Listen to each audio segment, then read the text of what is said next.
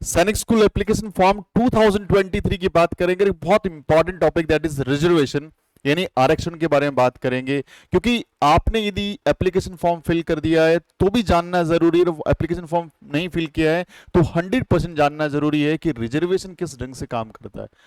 कई सारे टॉपिक्स, कई सारी बातें, कई सारे पॉइंट्स है जिनको समझना बहुत जरूरी है while applying the application form. और अप्लाई कर दिया है तो यह जानना जरूरी है कि उस पर्टिकुलर स्कूल के अंदर आपकी कैटेगरी के अकॉर्डिंग कितनी नंबर ऑफ सीट रिजर्व्ड है, क्योंकि रिजर्वेशन का मतलब समझना बहुत ज्यादा इंपॉर्टेंट है। बात करेंगे एक एग्जांपल के थ्रू, हम लोग बात कर रहे हैं सैनिक स्कूल के अंदर रिजर्वेशन को समझ रहे हैं और आज हम समझते हैं इस बात को। देखिए, सपोज किया किसी पर्टिकुलर सैनिक स्कूल के अंदर सपोज दैट 100 सीट्स है, 100 सीटें हैं, टोटल नंबर ऑफ सीट 100 है। हमने क्या करना है कि उसको पहले मोटे तौर पे दो पार्ट्स में डिवाइड कर दिया उन्होंने। पहला बोला होम स्टेट और दूसरा बोला अदर स्टेट, दो कैटेगरी बना दी। और एक को दिया होम स्टेट को 67%, अदर स्टेट को दिया 33%। मतलब क्या होता है होम स्टेट का और अदर स्टेट का? जैसे हम लोग राजस्थान के अंदर है, हमारा एकेडमी राजस्थान के अंदर है, बीकानेर राजस्थान के अंदर है हम लोग। तो राजस्थान के अंदर जो बच्चे रहते हैं जिनका डोमिसाइल राजस्थान का है, वो बच्चे दो स्कूलों के लिए, राजस्थान में दो स्कूल हैं, एक झुंझुनू में है, दूसरा चित्तौड़गढ़ में है। यानी एक झुंझुनू के अंदर हमारा स्कूल है, दूसरा चित्तौड़गढ़ में हमारा स्कूल है। यदि राजस्थान के बच्चे इन दो स्कूलों के लिए अप्लाई कर रहे हैं जिनका डोमिसाइल राजस्थान का है, तो वो बच्चे काउंट होंगे होम स्टेट कैटेगरी के अंदर। यानी होम स्टेट हो गया जिस स्टेट में आप रह रहे हो, उसी स्टेट की स्कूल के अंदर आप क्या कर रहे हो, अप्लाई कर रहे हो, नंबर 1 बात। दूसरा अदर स्टेट क्या हुआ? अब मान लीजिए यूपी का कोई बच्चा है या एमपी का कोई बच्चा है या गुजरात का कोई बच्चा है और वो अप्लाई करना चाहे किसमें, झुंझुनू में या चित्तौड़गढ़ में। बाहर के बच्चे जो अपने स्टेट को छोड़ करके दूसरे स्टेट में अप्लाई करना चाह रहे हैं, उनको कैटेगराइज करते हैं अदर स्टेट कैटेगरी में। तो अब आपको समझ में आ गया होगा कि यदि चित्तौड़गढ़ के अंदर सपोज 100 स्कूल सीट्स हैं क्लास 6 के लिए, तो वो बच्चे जो 100 सीट्स है वो दो कैटेगरी में डिवाइड होगी। एक होगी होम स्टेट इन राजस्थान के बच्चों को सीट मिलेगी 67, और अदर स्टेट पूरे इंडिया से जितने भी एप्लीकेशंस आएंगे वो सारे के सारे इन स्कूलों के लिए क्या होगा, अदर स्टेट के एप्लीकेशंस होंगे, उनके अंदर डिस्ट्रीब्यूट होगी 33 सीट्स। आई होप कि आपको ये बात समझ में आ गई होगी। ये बड़ा बड़ा एक जो रिजर्वेशन का फंडा है, मेन समझ में आया होगा। होम स्टेट और अदर स्टेट की बात समझ में आ गई होगी। अब बात करेंगे हम लोग कि होम स्टेट और अदर स्टेट के अलावा भी कोई रिजर्वेशन है। यस, बहुत ज्यादा चीजें हैं समझने वाली इसके अंदर। हमने क्या करना है पहले कि दो कैटेगरी को समझना है, एक लिस्ट ए और एक लिस्ट बी।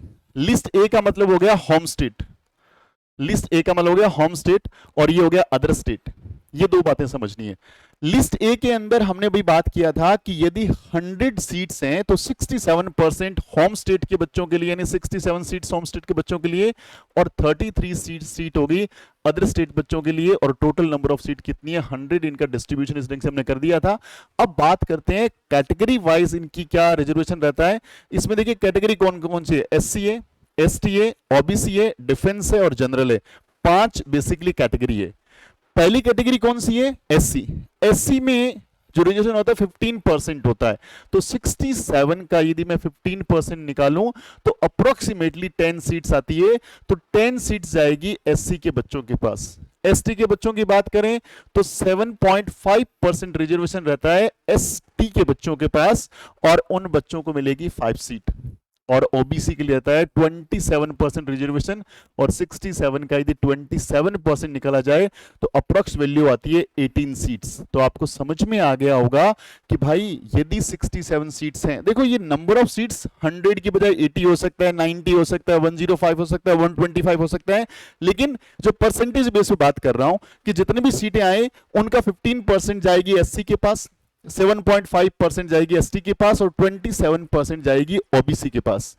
और अब इन सब का टोटल कर लेना, इन सब का टोटल हमें कर लेना है, और करके टोटल सीट्स में से माइनस करना है। यानी 67 में से यदि मैं बात माइनस कर दूं, 67 में से क्या माइनस कर दूं, एसटी माइनस एससी माइनस कर दूं, एसटी माइनस कर दूं, ओबीसी माइनस कर दूं, तो फिर बच जाएगी बैलेंस्ड सीट। कितनी सीटें बच गई, अब बच गई 34 सीट। अब वापस रिजर्वेशन लगेगा रिमेनिंग सीट्स के अंदर। 25% का रिजर्वेशन है डिफेंस कैटेगरी के पास, यानी जिनके पेरेंट्स डिफेंस से या तो सर्विस दे चुके हैं या रिटायर्ड हैं, उनको जाएगी 25% सीट्स, और 34 का 25% अप्रोक्सीमेटली 9 होता है, और 9 यदि माइनस कर दो तो बैलेंस बच जाता है 25 सीट का, और ये जाएगी जनरल के बच्चों के पास। लेकिन यहां पे थोड़ा समझने वाली बात है कि ये जो है अनरिजर्व्ड कैटेगरी है, रिजर्व्ड नहीं है। रिजर्व्ड के अंदर 1 2 3 4, ये 4 जो है रिजर्व्ड है, यानी यहां पे तो इन कैटेगरी के बच्चे जाएंगे ही जाएंगे। हाँ, अलग बात है यदि कोई एप्लीकेशन ना आए, अलग बात है कोई क्वालिफाई ना हो, अलग बात है कि क्वालिफाई होने के बाद वो बच्चा डॉक्यूमेंट वेरिफिकेशन के लिए ना जाए, वो अलग बात है, मेडिकल के लिए ना जाए, अलग बातें हैं। लेकिन यदि बच्चे अप्लाई करते हैं तो पहले इनको डिस्ट्रीब्यूट हो जाएगी। अब रिमेनिंग जो बैलेंस 25 सीटें बचेगी ना जो जनरल कैटेगरी में, वो सीटें भी सिर्फ जनरल के बच्चे जाएंगे ऐसा नहीं है।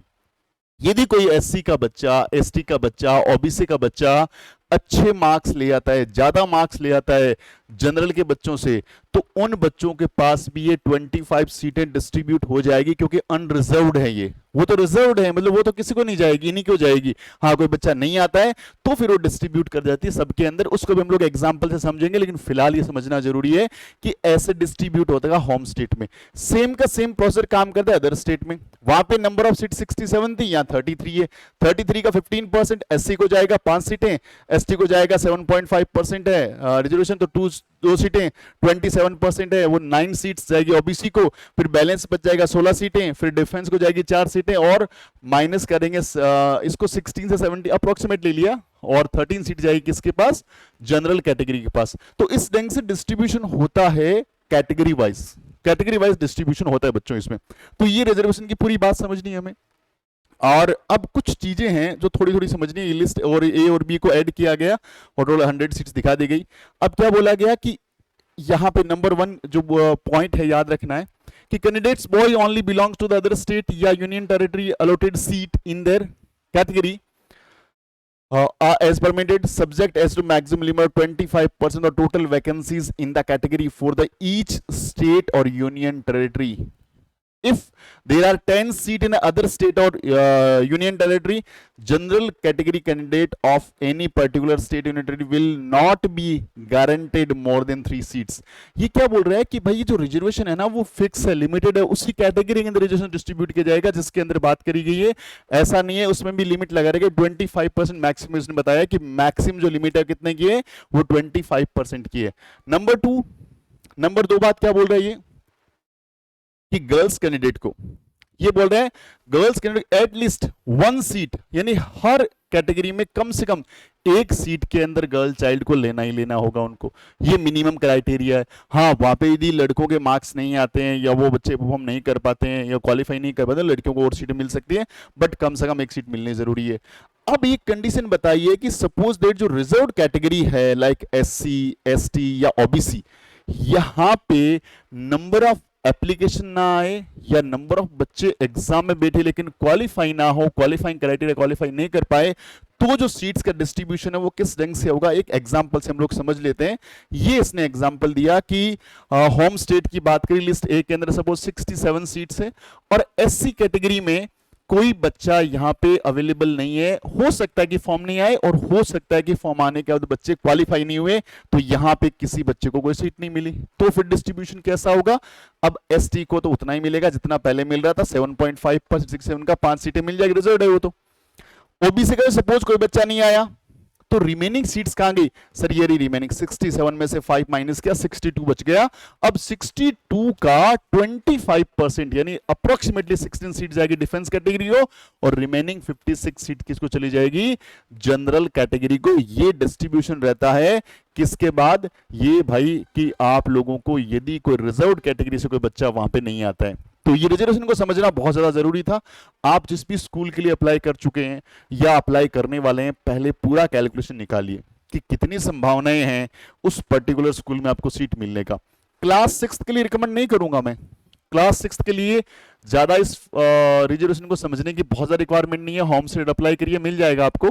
अदर स्टेट करें थोड़ा समझिए, लेकिन भाई क्लास 9th के बच्चों को तो बहुत ध्यान से समझना पड़ेगा। रीजन क्या है, क्योंकि क्लास 9th में बहुत सारे ऐसे स्टेट है जहां पे सीट कितनी है, 0।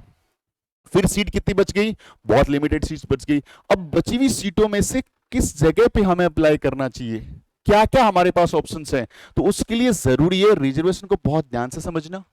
अदर स्टेट में कितनी सीटें अवेलेबल है, हमारी जिस कैटेगरी से बिलोंग करते हैं उस कैटेगरी से कितनी सीट्स हैं, कितना बड़ा फाइट है, कितने लोग अप्लाई अप्रोक्सीमेटली कर सकते हैं, बहुत सारी चीजों का फर्क पड़ता है। वरना क्या होता है, जब रिजल्ट आता है तो बच्चे देखते हैं कि कोई एक ऐसा बच्चा भी है जो कम मार्क्स लाके भी सैनिक स्कूल के अंदर है और दूसरा बच्चा बहुत अच्छे मार्क्स लाके भी सैनिक स्कूल बाहर बैठा है, क्योंकि it's depends on the school to school. क्योंकि जो पुरानी 33 स्कूल्स हैं उनमें जो मेरिट निकलती है आप लोगों को वैसे पता होगा, फिर बता दूं कि स्कूल वाइज मेरिट निकलती है, उसमें ऑल ओवर इंडिया लेवल की मेरिट्स नहीं निकलती, स्कूल वाइज। हर स्कूल का अपना स्टैंडर्ड होता है, उसके अकॉर्डिंग स्कूल वाइज मेरिट आएगी, क्लास वाइज मेरिट आएगी, जेंडर वाइज मेरिट आएगी, कैटेगरी वाइज मेरिट आएगी, home state other state wise merit आएगी। मतलब काफी सारा क्राइटेरिया जिनको समझना बहुत ज्यादा जरूरी है।